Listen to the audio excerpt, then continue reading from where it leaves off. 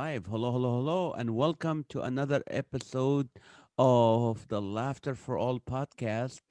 I am comedian Nazareth, and thank you so much for joining us on this Tuesday, 2 p.m. Pacific time, 5 p.m. Pennsylvania time. And I want to thank you guys because you guys made us number 56 in the comedy podcast, which has thousands and thousands. So really interesting, and we're getting I don't know, I just checked 1358 downloads every month, which is not much, but it's not little. We've been going over a year now, so it's really excited about this, and I want to thank you guys. So if you do what you're watching right now and you have any questions for our guest, I want you to just put it on the comment, because we will I will look at it and I will share it when possible, and not share it, but actually, I will look at it and answer it if we can. So here we go. We're going to share this now, and we can share this again onto a page of our Laughter for All, which is one our sponsors. And let's do that. All right. So, also, if you watch our show every night, every weeknight, it's called Live with Naz. This is an opportunity for you guys to be funny. Some of you are comedians, like closet comedians, and you're trying to, hey, I know I'm funny. Well, you can join our show 8:30 p.m. Pacific time on Facebook. I will ask you questions and you answer with funny answers, and we'll laugh for an hour. At the end, we ask for prayer request, and then we encourage you a little bit, which we really needed. So we've been going on since March of last year, the day the quarantine started. We started the show, and we're show tonight. It'll be show number 207. So we developed a whole community of people that want to laugh with you, want to pray for you, want to encourage you. So join us every night. But I'm excited because I have a friend, and a comedian friend of mine. Well, I always say, "Oh, these comedians are my friend." No, I actually stayed at this man's house, and he stayed at my house, so that makes us really good friends. I want to introduce him officially because this guy been doing comedy back in the '70s, and Gordon Douglas has been married to his wife Dawn for over 35 years. They have five natural children, which they told me they won't be able to have, and have opened their hearts and homes for a whole lot more. We'll hear about that. Gordon's someone who lives and loves to laugh. In the '70s, his comedy skills took him from the nightclubs in Philadelphia to Hollywood. He is also the will share about certain things, but let me introduce this. When he and Don told 40 years ago that they couldn't have children, they were deeply moved by the biography of Keith Green. Remember Christian artist Keith Green? And they opened their hearts and home to eight boys, only three at a time, a missionary family with four kids, a young couple with a baby. Also living with him are his in laws and some outlaws. Yes, two prisoners under house arrest. So, this man has a heart of gold. He loves Jesus. He's very funny. Please welcome my good friend, Gordon Douglas. Thank you for joining us, Gordon. Oh, so nice to be with you, Naz. It is fun to laugh during this virus. This is funny. So, you started comedy back in the '70s. Yes, 1977 was my first show ever. Take us back there. What happened? What made you want to go on stage? What did you do? Why did you move to Hollywood and all that? Yes, I was 21 years old and I was just out of trade school. I didn't go to college. I went to trade school. I wasn't college material. and went and studied carpentry. And I was coaching Little League at the time. And as a new coach, you go to the tryouts and all the kids throw three balls, take three swings, and you score them. And being the new coach, I got all the kids that couldn't run, couldn't throw, couldn't hit. And I had this short, chubby kid that was on my team.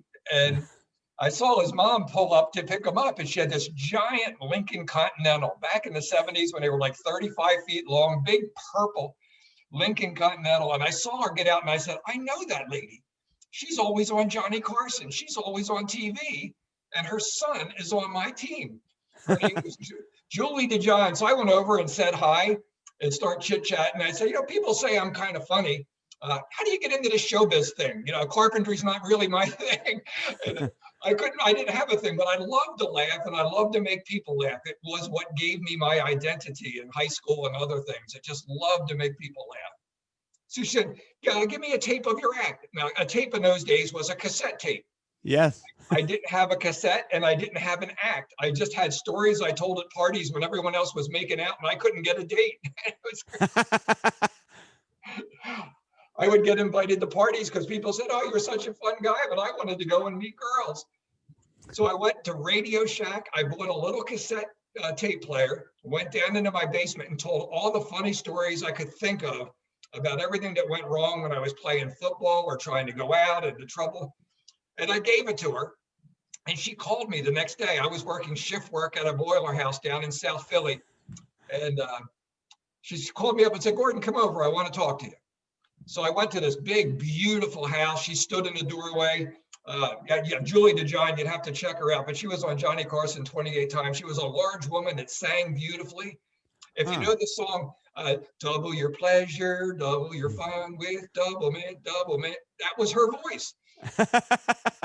She was a singer and a comedian, much like a Toady Fields and others back in the 60s and 70s. And she handed me my little cassette and said, Gordon, this is cute.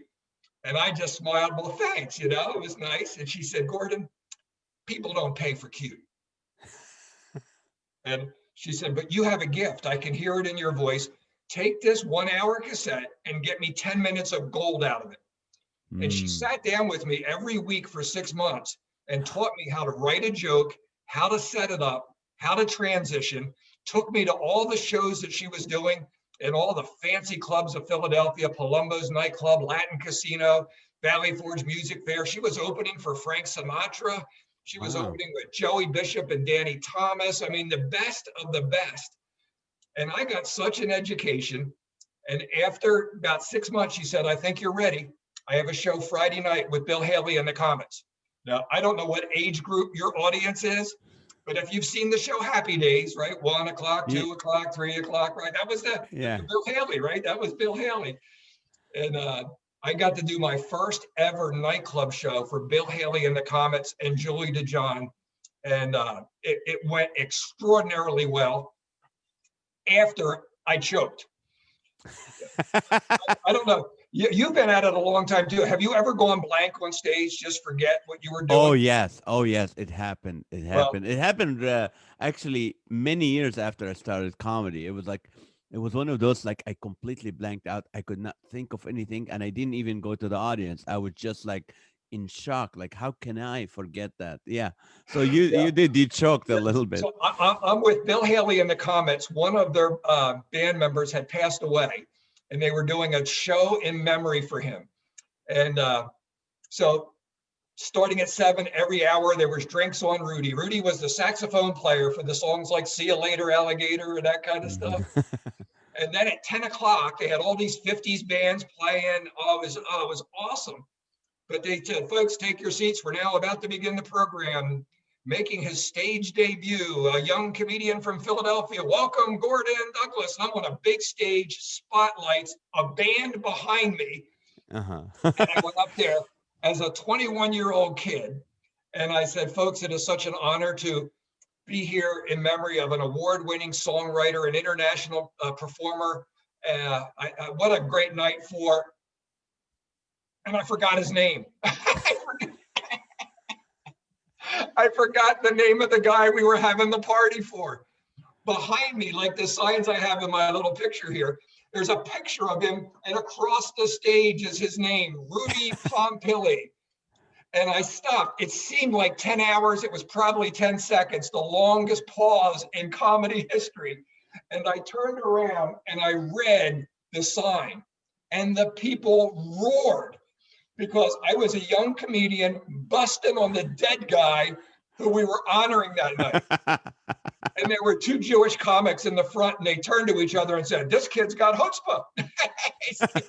He's busting on the dead guy. So that was my first show ever. And the next 2 years, Julie took me around to all kinds of programs. And I was making a pretty good name here in Philadelphia. And through a connection of a connection of a connection, I got invited to audition for a show out in Hollywood. The show was American Bandstand. Oh It yes, I was remember that. in 1978. They were introducing comedians. So at the Was that invitation, Dick? What do you call Dick it? Clark, right? Dick Clark. Yes. Yes, yep, yep. And I could do the dance and rate the songs, but at the audition was Robin Williams, Ellen DeGeneres, Jerry Seinfeld, Jay Leno, George Mueller, and I was number 35 in the audition. And Wow. I'll tell you what, that class of comedians and the guys who had cut their teeth in nightclubs and the Gong Show days, they were at such a higher level than me. I chickened out. I mean, you said to be real in this program. It's neat to say I went to Hollywood, but when they called my name and Robin Williams had just walked off the stage, I said, there's no way I'm following him. And you didn't. And I didn't, and I regret it to this day. I've since learned, and Ah, you know this, it's best to follow the best guy out there. Don't follow the guy that bombed. The audience is right. follow the guy that's got the crowd in a roar. You ride that wave. Oh man, I regret. I got on a couple TV shows. I was on Mike Douglas. I got on Carol Burnett as a cameo. I got on a couple other things. But it was at that time the Lord had just gotten a hold of my life.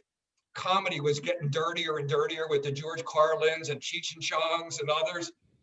And here the Lord is trying to clean up my life, and the comedy world was going down the tubes in my mind. And Right. so I left that world to go into ministry, of all things, where you're not allowed to laugh. How old were you when the Lord, you felt that the Lord called you to ministry? Yeah, well, I got saved in the classic Jesus I found it in 1975.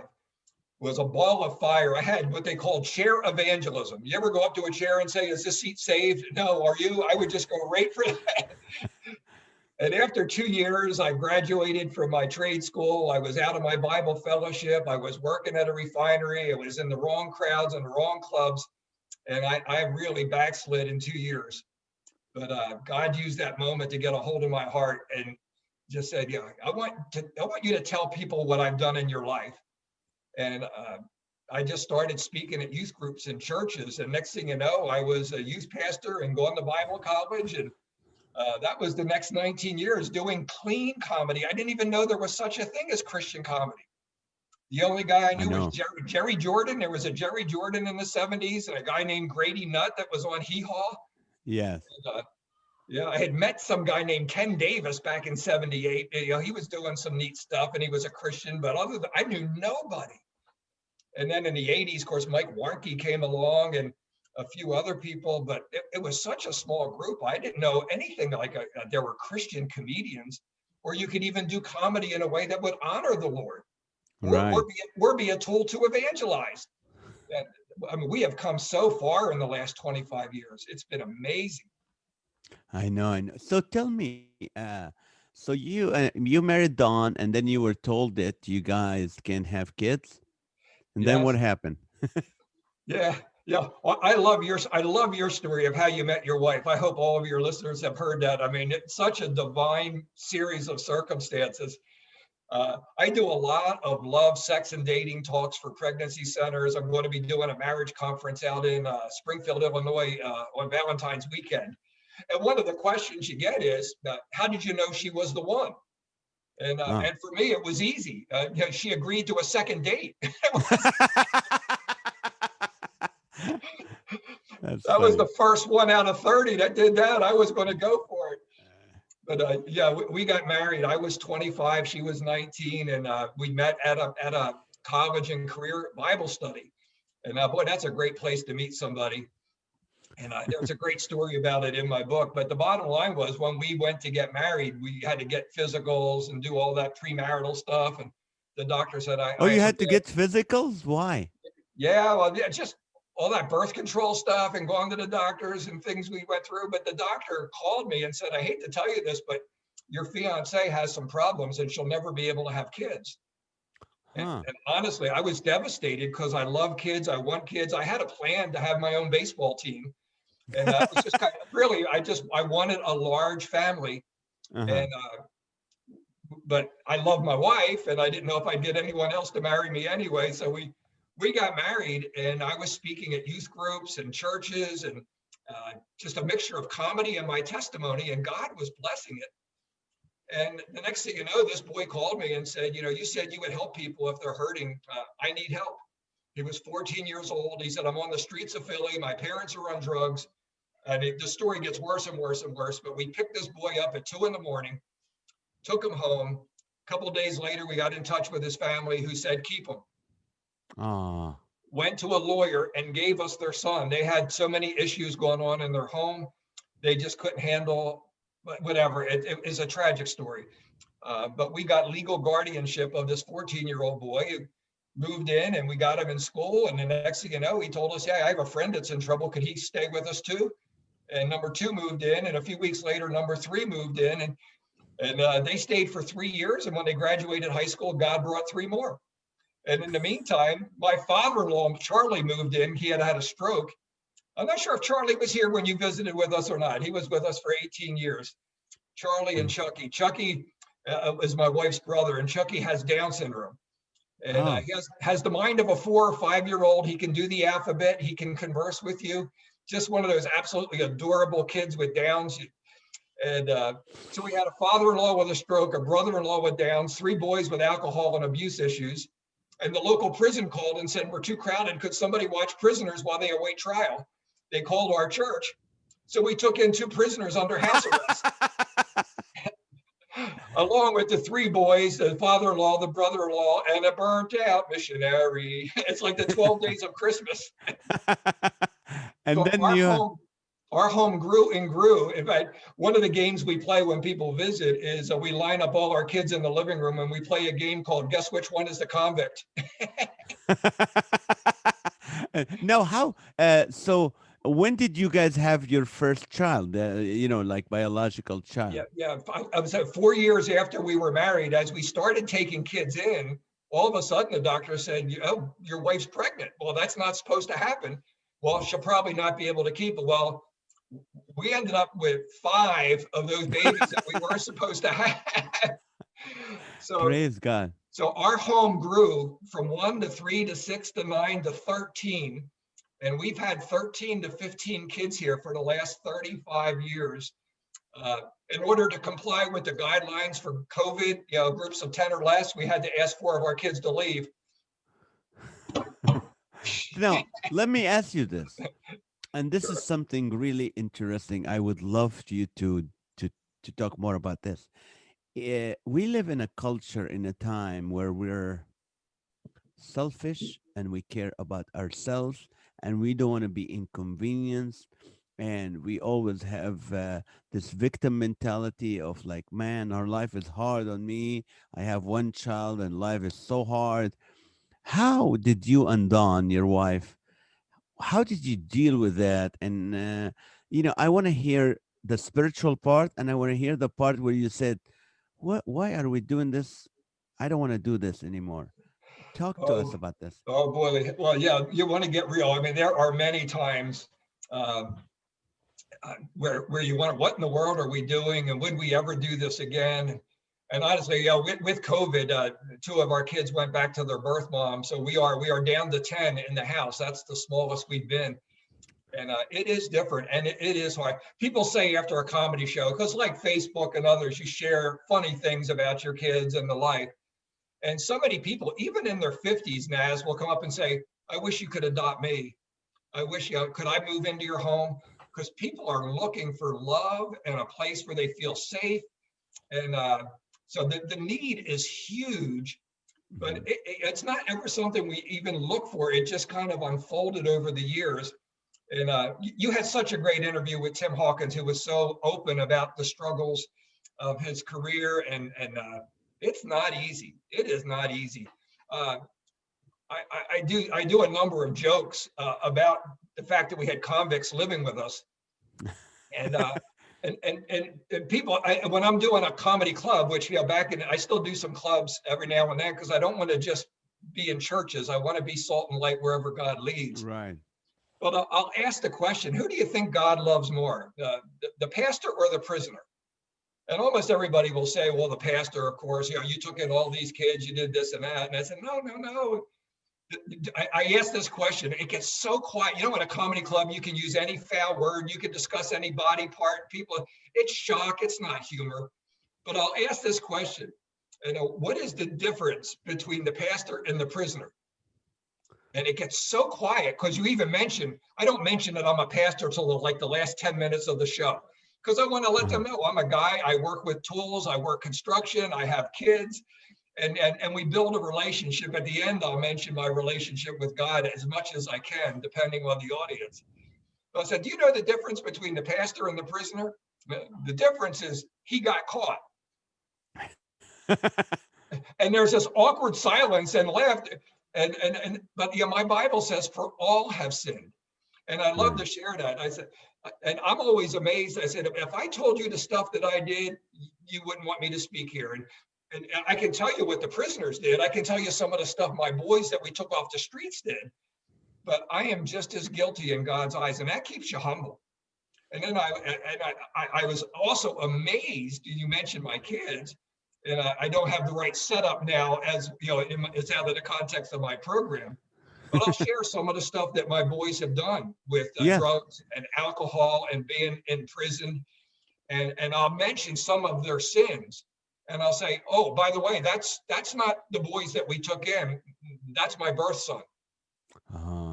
Oh.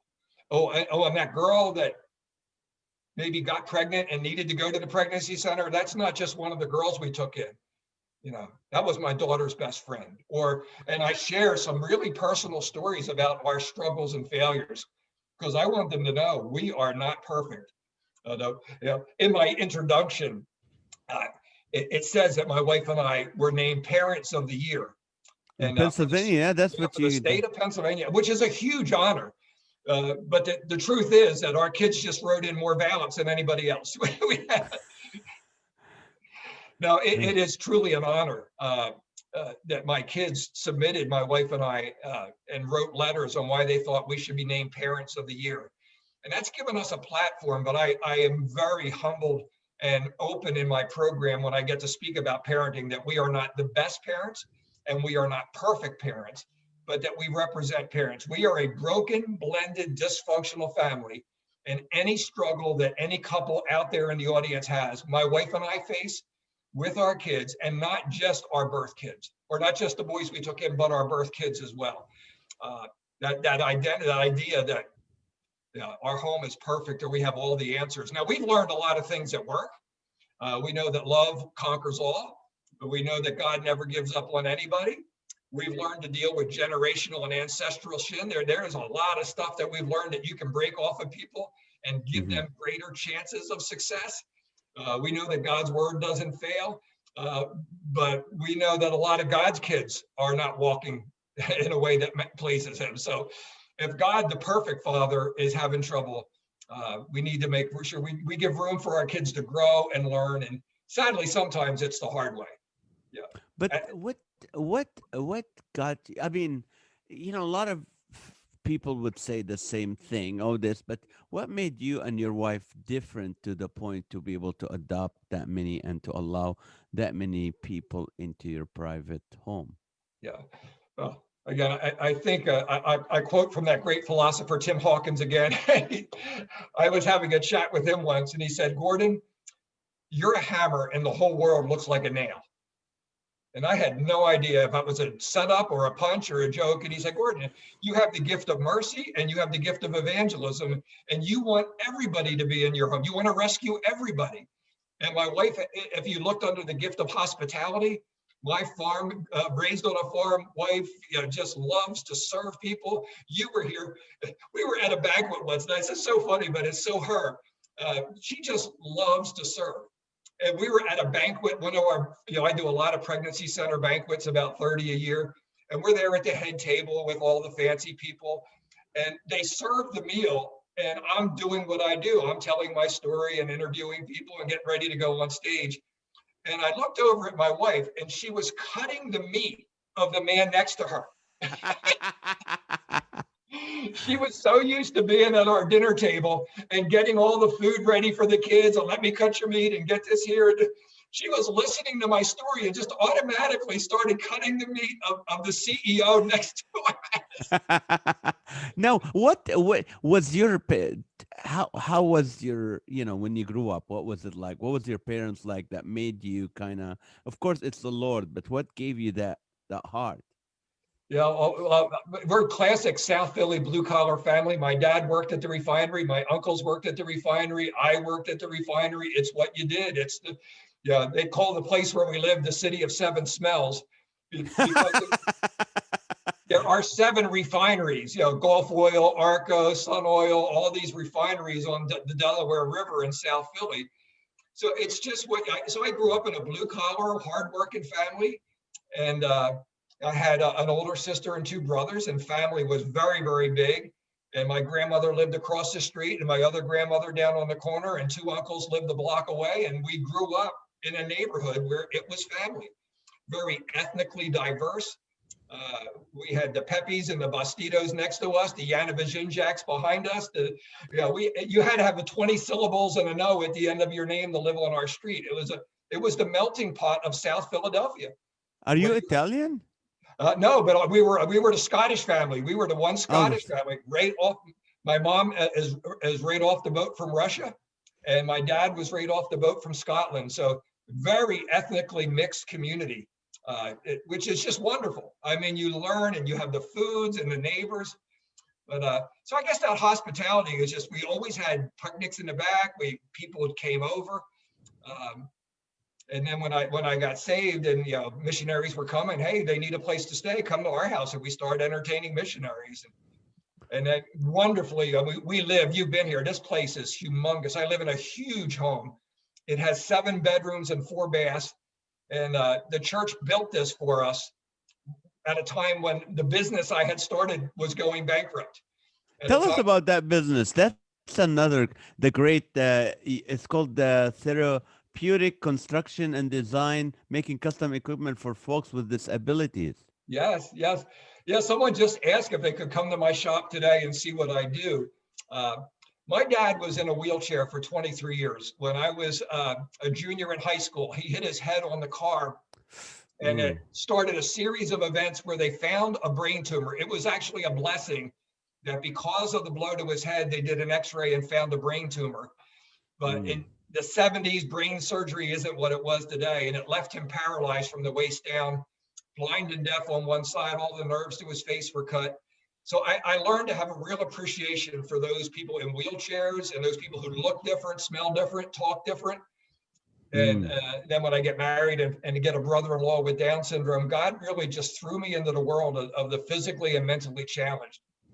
So being a carpenter, going to trade school, my dad needed a ramp to get in and out of the house. So I built him a ramp. He needed a tray to fit on his wheelchair so he could eat his meals. And I started building stuff for him in my little basement wood shop. And then he would go to therapy or he would go to the hospital and they'd say, hey, where'd you get that thing when your wheelchair is on? My son built it. And the next thing you know, I was getting orders to build wheelchair trays and special chairs and beds. And the next thing you know, I was asked someone had a stroke or an auto accident and needed their house modified, widen the doorways to make room for a wheelchair, change a bathroom so they could get to the toilet, stuff you don't think about. I started this business called Therapeutic Construction and Design, and it grew. And next thing you know, I had 7 full-time employees, and I was making a fortune. And through a series of events, both my own and others, I lost everything. And Huh. in large part, I hate to admit this, Naz, but you said be real.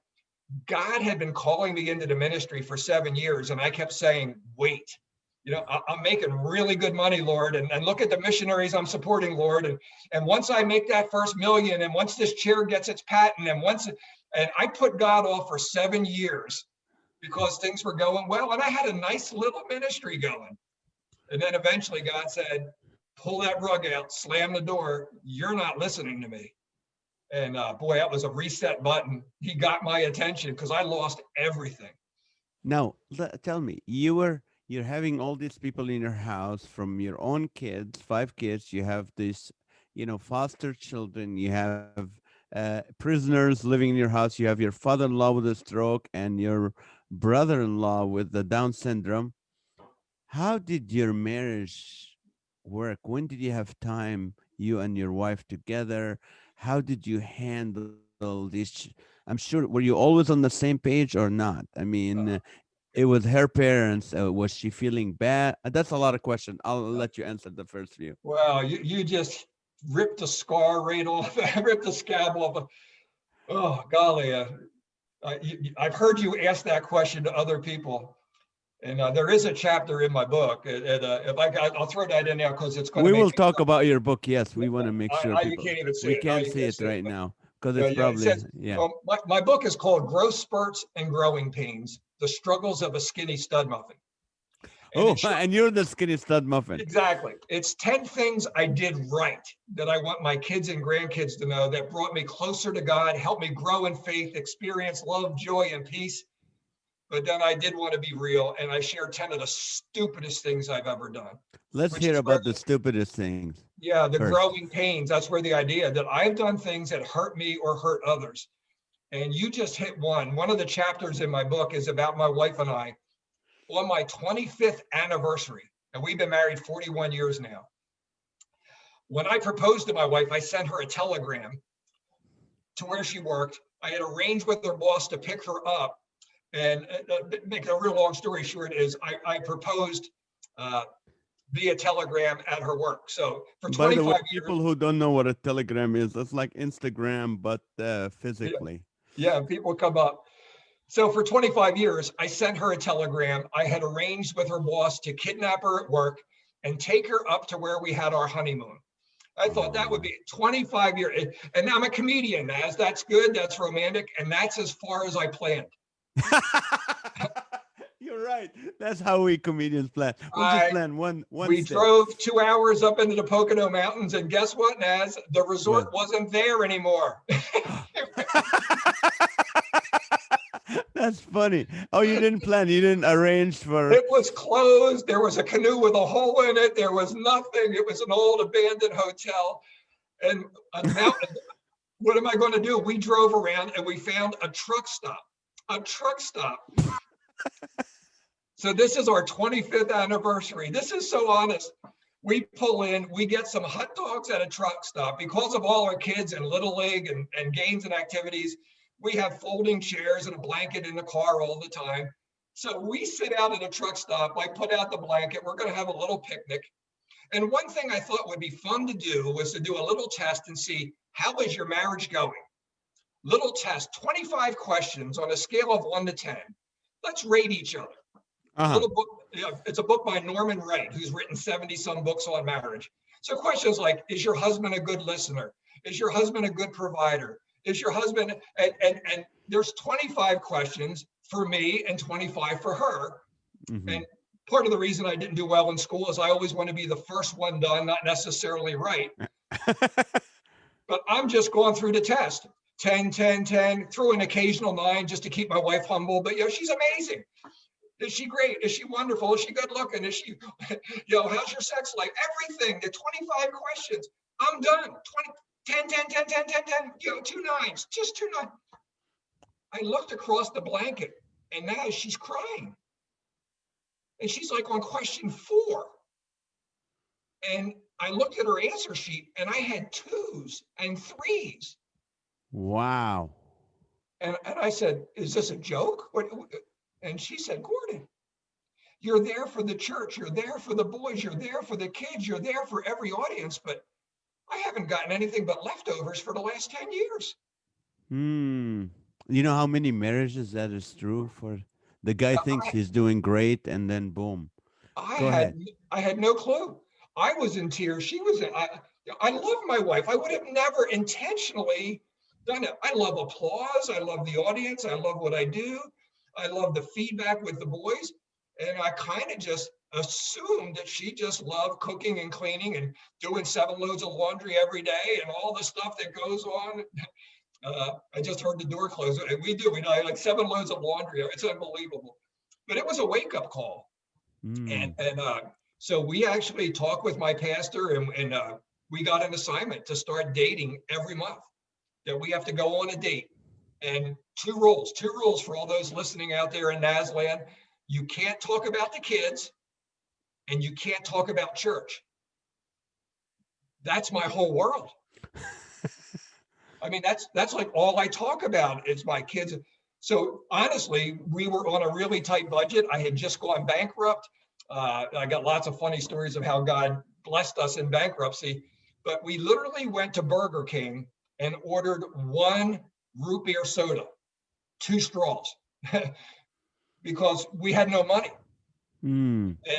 And we're all right, I'm going to pull the chair out for my wife. I'm going to treat her like this is a real date. We sit at the table and we look at each other, and I'm thinking, I can't talk about work. I can't talk about church. I can't talk about the kids. What do you talk about? And I said to her, like, how's your soda? It's because you're drinking from it. I had nothing. I had nothing. And we learned and got some great books about questions to ask, 10 great dates, things to do, and ask, how are you feeling? The classic, how was your day? It's a big part of my comedy show now that I can share some jokes about it, because men don't know how to ask questions. And if you ask men, how was their day? What do they say? Great. Fine. You ask kids, Fine. what did you do at school today? Nothing. So you've got to learn to ask more specific questions and demand answers and learn. And it's fun at our dinner table now because kids can't wait to talk.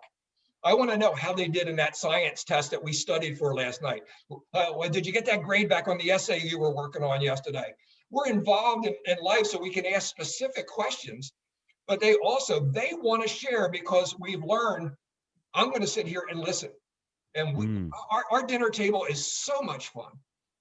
And we do get into some unusual questions. I mean, it is a true story, but I talk about all my kids. We've just recently taken in our 24th. And I say recently, it's been 3 years, but 24th kid. yeah, but again, not all at once, and not all at once. I know, So, I know. But I was going to put the picture up of our dinner table. It's on my website, just so people could see what our dinner table it looks like. But we were sitting here. My daughter had just come home from college. I would say my funniest daughter. People say, your website says you have 19 kids. You just said you had 24. And I said, well, that's just because I don't like 4 of them. That's great. But now, you love each kid differently, but they are different. And some are harder to love than others. Yes. And but my daughter, Kristen, is me. She's a long-haired, red-haired version of me. Yeah, I remember her. Oh, she's funny and she's smart. And God called her to be a missionary at 14. And she goes off to Bible college at 19 Bible college. This is my dream. And she comes home for Thanksgiving. She's sitting at the far end of the table. She actually brought 4 kids from overseas with her because they had nowhere to go. And she said,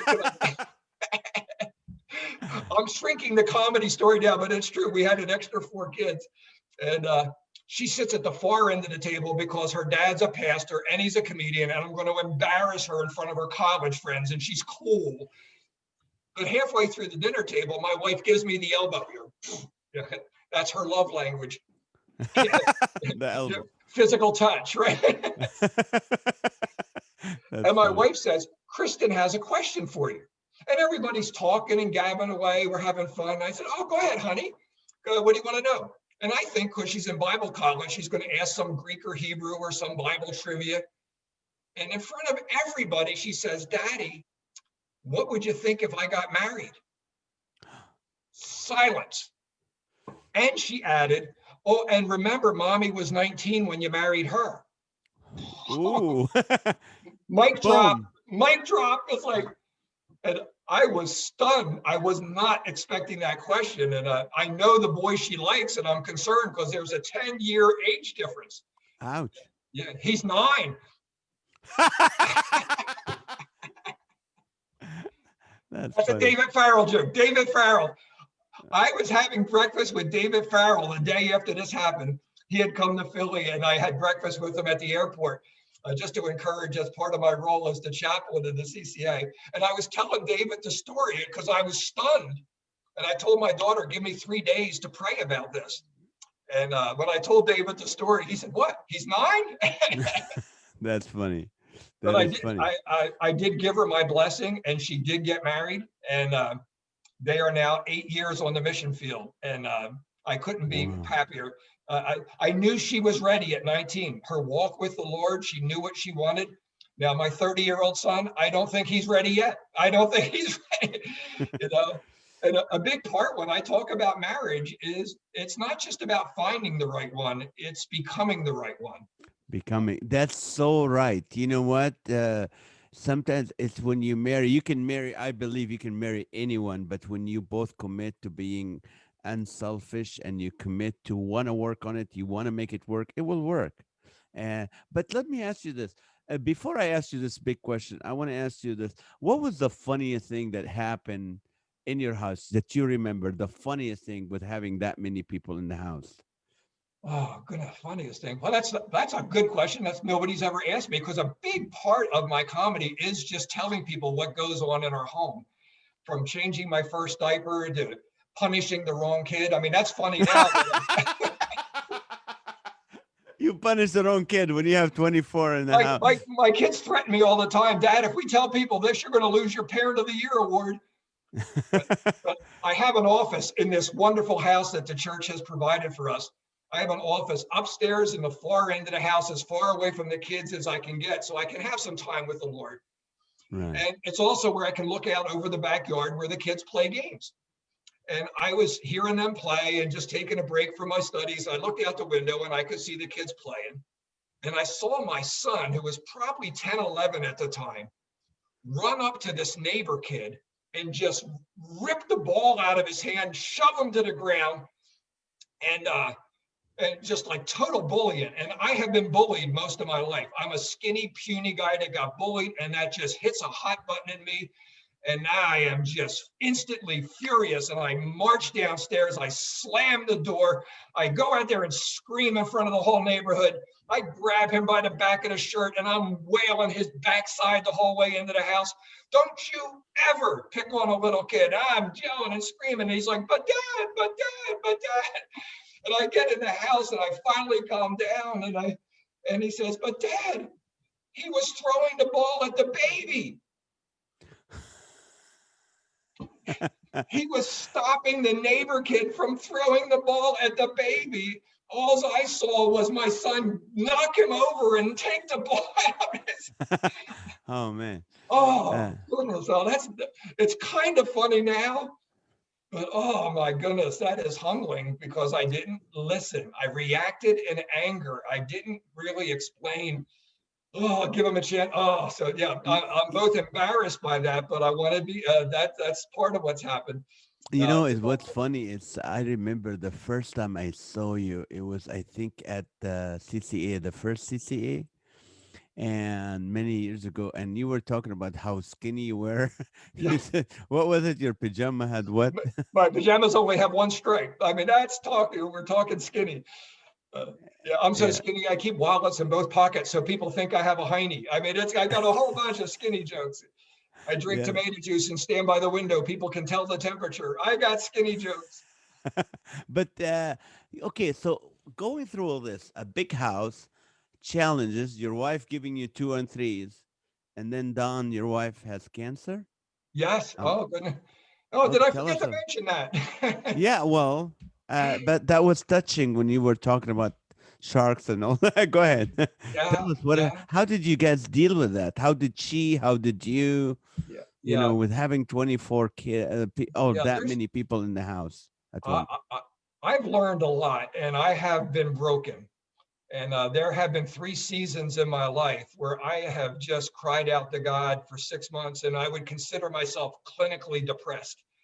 I mention that often when I speak at churches and in programs that I'm not funny when I'm not on my meds. Of all the things that I share about, that comment gets more anger in the church. You take meds for depression? Well, where is your faith? I mean, you're such a nice. And I said, yeah, my dad was in a wheelchair because he had a brain tumor. Nobody yelled at him about not having faith. But if I say I took meds because I was depressed, it's okay to take insulin medicine. It's okay to take medicine for antibiotics. But if you say you needed help, it is a red flag still in the church. It's like the unforgivable sin. So Are you still on meds? I know actually by God's grace, I've been doing great for about 4 years. but I have them nearby. Tell us more. This is good. Yeah, and I I tell want people, real. I want this show to be real. Talk to me. yeah, I tell people, especially in our comedy world, most of our comedians, even in the CCA, have dealt with depression and a lot of pain. And I use this statement a lot. If your doctor says you need meds, take them. You'll be happier and everyone else will be too. And don't make the mistake of thinking that as soon as you start feeling better, you don't need them anymore. I mean, Mhm. God can do miracles. I believe in healing. I believe in miracles, but usually it's a process to get out of it. So I share that only that in light of my wife's battle with cancer, it was one of those years. I had been fired from a church because I had become charismatic, and as a fundamental Baptist, that was just not acceptable to believe that God could still heal people today. And so I was fired from my church. My dad had just passed away. My father-in-law had passed away, and my brother-in-law had passed away. And one of the boys that we took in had falsely accused me of something I didn't do. There's like 5 lifetime, anyone will devastate you events, all within 6 months. Wow. And I just, I was just numb. I was totally numb. And we literally came home from burying my brother-in-law, Chucky, 37 years old, 18 years he had lived with us. And oh my goodness, I got all choked up. But we came home from the funeral. The answering machine. Explain to your listeners what answering machines are. Yes, it's when you Back when we had, called and we had a little wall phone and we had a box and it was blinking. If someone called you, you didn't have a cell phone. And so I hit the machine, and it was the doctor's office calling saying, we need to talk to your wife right away. Well, she had Mm. had a mammogram a week or so earlier, and long story short is they had found cancer. And God did 7 miracles in our life. We took her to the hospital that day. They had put the x-ray up or the mammogram up on the thing. You could see a golf ball in her breast that was a year old. They had missed it. The nurse said, I don't know how, we missed it. And when they took the new mammogram, it was bigger than a tennis ball, which Wow. they said, if we don't operate this week, she'll be dead in a month. Now, I had just left a funeral Hmm. and all the rest of the stuff. And my wife's in the hospital. I'm in the backyard trying to play with the kids and keep some level of sanity in our home. And my son comes out on the back porch and said, Dad, somebody in Florida wants to talk to you. And I'm thinking it's a timeshare or somebody wants a comedy show. And I was like, just take a message. No, they said it's really important. And so I take the call, and it was a church I had spoken at a couple of months earlier. And the pastor said, there's a boy in our church that has some special needs, and he was so touched by your program, but he's going through such a hard time. Could you call him and just encourage him? Mm. Well, that's what our ministry does. That's the fruit, man. We make a connection. So I said I would be glad to, and I said, so they gave me the name, and boy, the chance to be used. That using your gifts can get you out of depression. Helping somebody else out of their problems can get you out of depression. There you can say that again. That Oh, is man, that's so true important, medicine. so Yes. important during COVID. Yes. Hey, don't wait for a call. I call one person a day, either a pastor or a comedian, just to see if I can pray with them or talk with them. And I haven't met one yet that didn't say thank you for calling. Mm. Most will say, you're the first person that called me in 6 months, which is sad. But then I use my comedy skills, Naz, and I'll say, you got a cell phone, right? Hold it up and look at it. Does it have buttons with numbers on it? Oh yeah, it's got numbers. Well, I said, well then you call somebody. Call somebody. Don't sit there and say, Right. nobody's calling me. That's right. Nobody's calling me. That's my tough love. That's my pastor side. Don't whine to me that nobody's called you. You get on the phone and call somebody. Right. Every day I get to call somebody, from the biggest names in our CCA to the beginners that are just starting out. But hey, they all need a friend. They all need to know somebody cares. And I haven't had one person yet say, nah, I'm fine. Don't, go call somebody else. Every person wants a call. That's So now I'm amazing. asking people, just like evangelism, now you go out and call somebody. Right. I remember when I took over as the president of the CCA because Shonda I think she was having depression at the time. So I took Sure, over and then I had 2 more years. And I committed when I did that because it was a lot of work. I said, I want this to be led by God. I want the CCA to be completely about the Lord. And then you were the chaplain at the time. And I remember many times we just pray together. And we had so many challenges come in with different comedians and different problems. But it was so neat to have someone. And I was telling Ma that it was just so neat to have someone like me and Gordon. We can pray. And once we can pray, we can run the whole CCA. We're okay doing the decisions because of that. So for you to continue to this day to call the comedians and follow, I am guilty of that. I am completely guilty. I like to help the newer comics.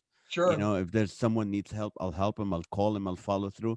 But the veterans, I hardly connect with them, but I feel, but that's amazing. That's your heart. So tell us about the miracle. So you called, so that kid after, so you encourage that kid, and then yeah, what is yeah, the 7 miracles that sure. happen Okay, in real your? quickly, the this pastor who is also a medical doctor, his wife is actually the one who called.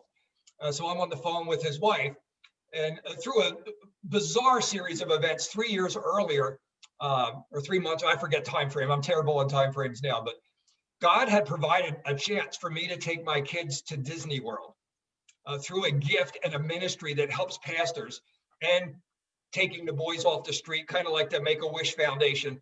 So, Right. so my wife and I think 7 of our kids went down to Disney World, and this pastor let us stay at his house.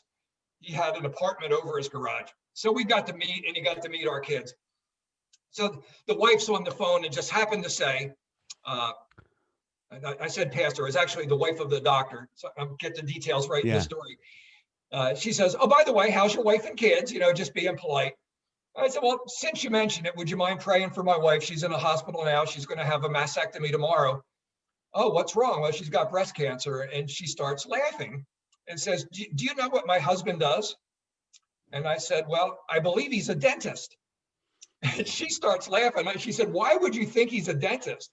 I said, "When we stayed at your house, I looked in his office and I see all these pictures of women smiling." And, and she starts laughing and she said, "Gordon, they're smiling because they got new boobs. My husband is the leading breast surgeon in America." The leading breast. And who calls me the day before my wife's having a mastectomy, but the leading breast surgeon's wife? Wow. She, she said, "Would you like to talk to him?" Well, yes, I'm overwhelmed with everything. Praise And God. he calls me that night and asked me for the medical reports, the diagnosis. And, we live out in the suburbs now, so we're not near a big city hospital. And after reviewing the case, he said, "Gordon, get her out of that hospital. They don't know what they're doing.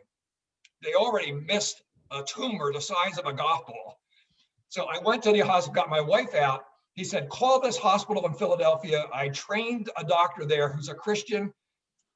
I get my wife out of the hospital. I call up this doctor and they say, "Oh, he's booked for 6 months." And I said, "Oh, well, Dr. So-and-so said that you might want to enter." "Oh, you know Dr. So-and-so." And I said, "Well, actually, we stayed at his house." And they said, "Well, tell you what, if you can get here in an hour, he'll talk to you during lunch break." So my wife and I drive to North Philadelphia. We get there in time to meet this doctor who on his lunch break looked over the case and said, "Yours is a very complicated case. It's going to take 3 surgeries at once. Uh, it's going to take 6 months to plan. I just don't think we can do it." So we talked, we prayed, we went home, and the doctor called me back and said, "Bring your wife back. Somebody canceled their surgery tomorrow. 2 other Wow. doctors have volunteered." And they went, and in 24 hours, we met the best breast surgeon in America, got an appointment in the best hospital in Philadelphia, got a scheduled suite for surgery with no notice. They went in Mm. and they couldn't find the biopsies. I went back to the hospital and they misplaced the biopsy. I mean, it was just 7 more things. But the bottom line is they came out of surgery and said, Gordon, we can't explain it. We have the biopsies. We have the x-ray. We can see the tumor. You can see it across the room. But when we went in, it was gone. Amen. There is no cancer. We took out this, we did that, we checked margins, we checked nodes. We have no explanation, but the cancer is gone. Praise God. They watched her for the next 6 months, and then for the next 10 years, they monitored her to make sure they didn't miss anything. But I can't claim great faith. I can't claim it was I just had surrendered to God. And honestly, when I tell it jokingly, I said, God, she's yours. If you take her home, I will praise you. I praise you for the years that we have. I praise you for the family. But I said, if I get the vote in this, you get me choked up here. If I get a vote, God, I'd really like to keep her. It took me 26 years to find someone to date me twice. I really don't want to start over. And God in his grace have given us 18 more years since that day. Praise God. We just celebrated our 41st anniversary. Yeah, congratulations. Now, what something funny happens to you while you're traveling? Travel stories, funny travel story, mishaps, problems. Give us one. Yeah, gosh, I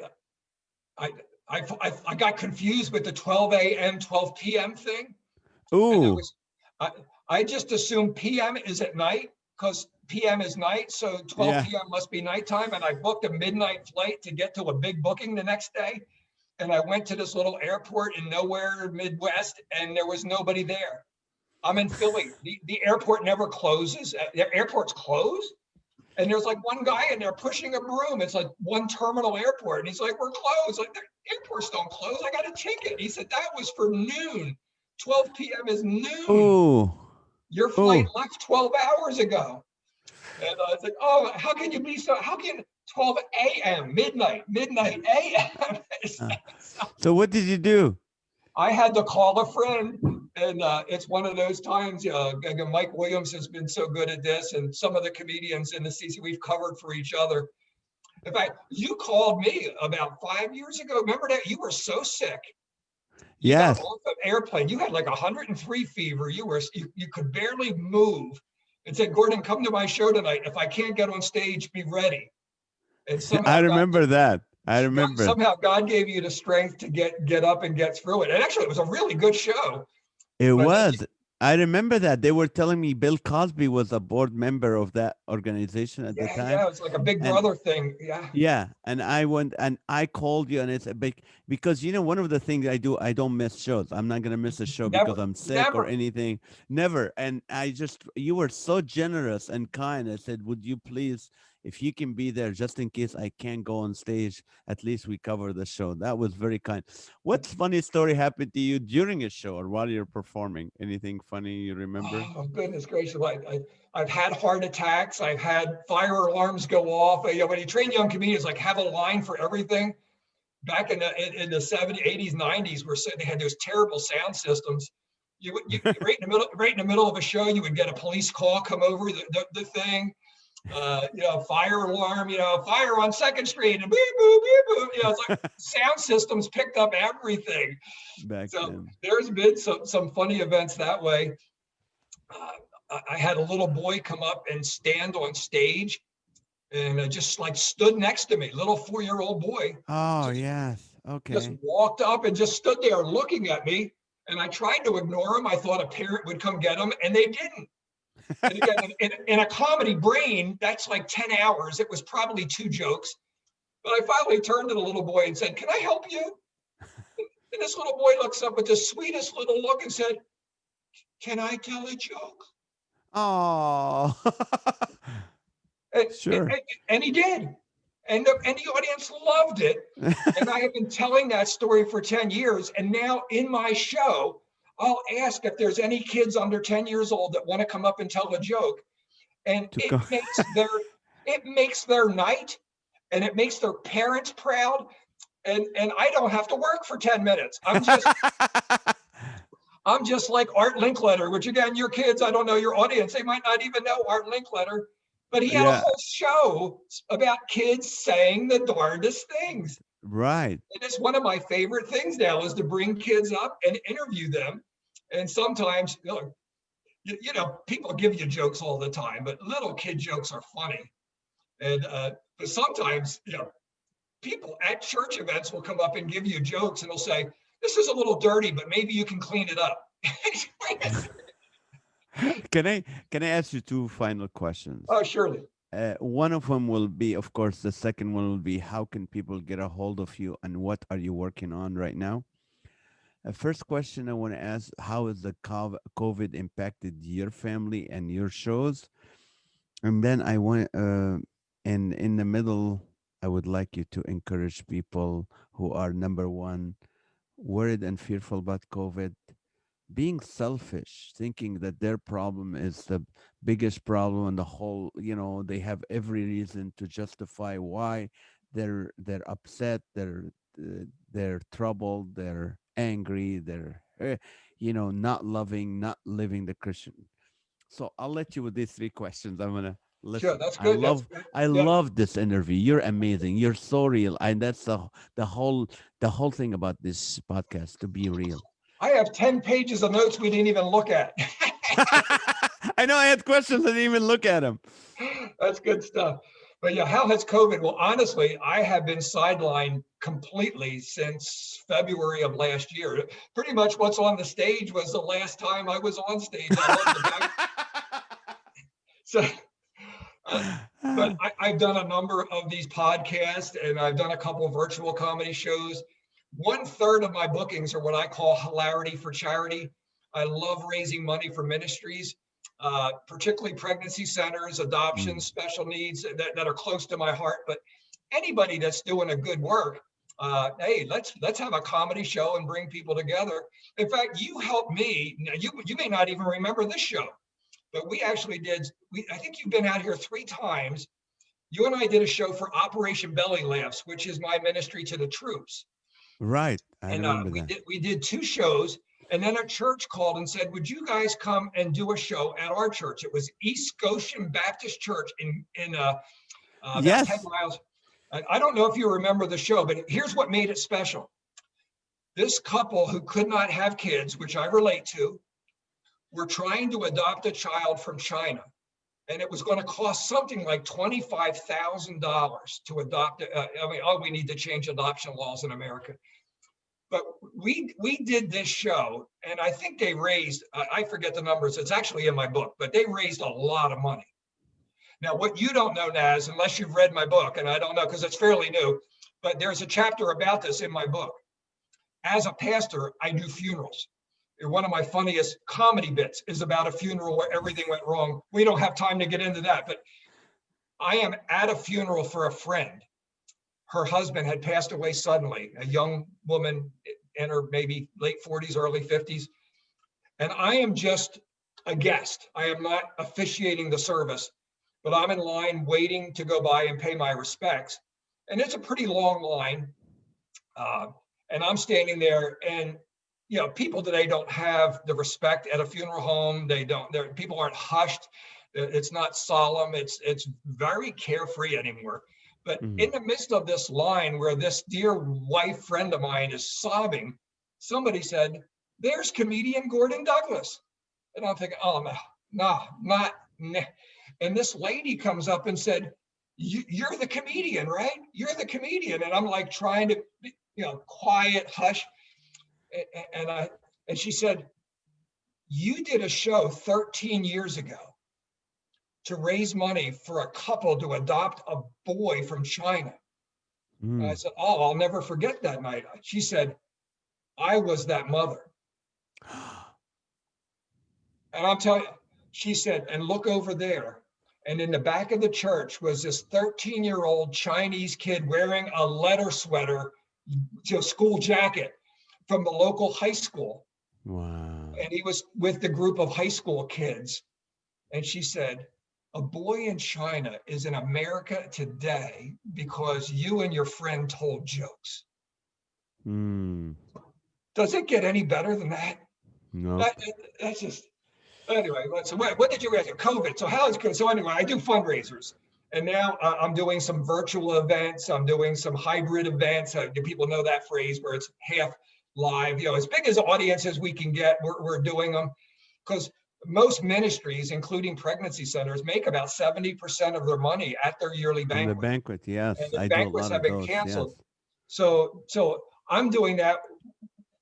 When I started, you hit such a great question because my agent, I work with the ambassador agency, Gloria, said, Gordon, and my buddy Mike Williams, who got me into this whole thing 25 years ago, said so many ministry leaders are depressed and struggling for financial survival. So many churches. Could you make a little 90-second video just to encourage people, something with some humor and something to make people laugh? So I went and I prayed about it because that is the key. Pray. So I said, Lord, what are people worried about right now? Number one, they're worried that they might get COVID. And number two, the people I work with are worried, how am I going to make a living? How is my ministry going Right. to survive? All my comedy buddies, this is it. So I made two 90-second videos. One was all about all the ways God provides in scripture, from Mm, Genesis through the New Testament. Coins coming out of fish's mouth, manna in a desert, oil that doesn't run out, fish that get multiplied. And I went through kind of like a Dr. Seuss. God provided in the desert. He provided in the furnace. He provided here. He provided. Don't think that God can't provide. His resources aren't limited.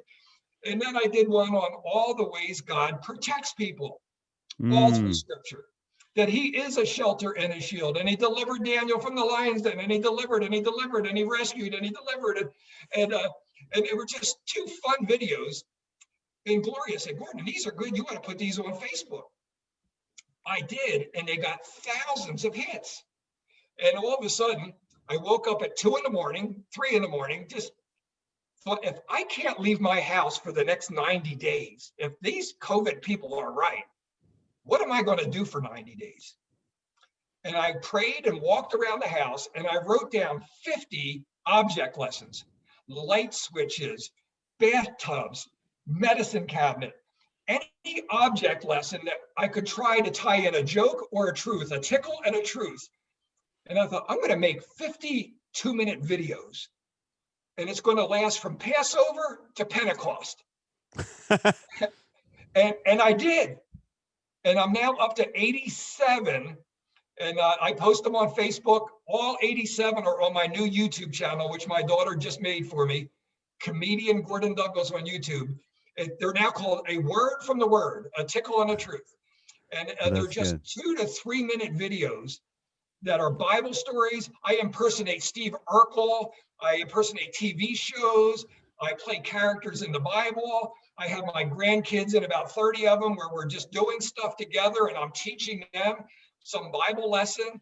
And man, I'm keeping busy. God has a job for us, and it hasn't Amen. stopped just because I'm home. I've never been busier. I'm just not making any money. I said, come on. But I'm Mm. sowing seed. I'm sowing seed, and I'm being faithful with the gifts God has given. Amen. Thank you so much, Gordon. That is amazing. Would you pray for the listeners, the that are watching or listening, or they're gonna listen to us? And also, before you do that, let us know how can people get a hold of you. Sure. Yeah, I'm not really high tech. I'm not as young as I look, but I'm in my 60s and I'm not high tech. So I have two things. I don't tweet. I don't do any of that other stuff, but I have a YouTube channel. Just search Comedian Gordon Douglas. And I have a website. And it's really easy. It's Gordon Douglas is funny.com. It's long, but easy to remember. Gordon Douglas is funny.com. And there's links there where people can email me. There's sample videos. We didn't talk about, I brought this, I don't know if you can even see that on screen. It's not even going to show. This is a DVD you and I did for the Laugh All Night show back in 2000. Oh yes. Yeah, we did that. I wanted people to see that we've worked together before. Uh, so yeah, so that's how they get in touch. I do email. I post something on Facebook every day, something funny and something faithful. The last couple of days, I've kind of ventured a little bit into the political arena just to try to bring some humor and relieve the tension and remind people God's got a plan. God's got a plan, and He's not panicked. And we can have perfect peace if we keep our minds fixed on him. So yeah, that's how you get in Amen. touch, and would love to share more. So, but we need to W- pray, Yes, go ahead. surely. Father in heaven, we thank you that you are a good God, that you're near to the brokenhearted. You're a God of all hope, that you invite us to call on you, where you said you would show us great and wonderful things which we can't even imagine. But you said, ear is not heard, eyes not seen, it's not even entered into the heart of man, the good things that you've prepared for those who walk uprightly. So even in the midst of a virus, you're still good. You still have good gifts. There's still opportunities to share good news, and that you are there. You're preparing a place for us. You're present, a very present help in trouble. May these names of God, the truths of God, the promises of God drive away the darkness of depression and discouragement, that you know in the right way, at the right time, you're going to lift this virus. Doors will open again. But until then, Lord, reveal your presence. I believe, Lord, you're getting your bride ready. This was a wake-up call. We've had 8 months to get closer to you, 8 months to dig into your word, 8 months to build relationships, and most have squandered it. Lord, forgive us. You've given us a gift of time. So, Lord, I challenge the listeners today. I pray for them that their hearts would be stirred to think of somebody they can minister to, somebody that they can call or email, somebody they could drop a meal off safely to, somebody, somehow, some way that they can share your love with. Lord, that we would just see this ministry multiplied by thousands because of this fun program. Lord, do something amazing. I believe we're going to see the world's greatest harvest in our lifetime. I believe you're Amen. getting the bride Amen. of Christ ready. Right now, you're building a net to receive that harvest. So, Lord, I challenge the pastors to get ready, to stand for truth, to begin to disciple, to train up people. What would you do if your church doubled or tripled in a month? We need to get ready because the multitudes are hungry and thirsty and Mm. fed up with politics and desperately looking for answers that are no longer in a White House or down the street or in a company. Lord, you're our only hope. So use this time. Hear our prayers, oh God, to build your church, to shine your light, to pour out your love in ways that we can't even fathom. Get us ready, Lord. And we ask it for the glory of your Son, the Lord Jesus Christ, in whose name we pray. Amen. Amen. Amen. Thank you so much, Gordon. I appreciate Yeah. it. You're so funny, but also the pastor's heart, and I love that. Thank you so much for taking the time to be there. Hopefully, we'll walk together again soon. Soon again. Uh, And if not, I still got 6 pages of notes. Let's do this again. yeah, But let's you do got it lots, again. lots of Would other love good to. guests coming up. Who's coming up? You got lots of good guests. You know what? Next week I have a comedian, Kathy Winfield from LA, and then the week after that, Leslie Nielsen from the Excellent. CCA, the comedian from Ohio. So we're gonna have a Excellent. great time. So thank you Fantastic. so much, Gordon. Appreciate it. Love you. Send my love to Don, and we'll talk to you later. Thank All you. right. And Goodbye, if you're everybody. God bless. God bless you. And everybody is watching, remember tonight and every weeknight on Facebook under Comedian Nazareth, there is the Live with Naz show where you can be the comedian for an hour. Right now we're at 8:30 p.m. Pacific time. So we'll see you then. God bless you and good night.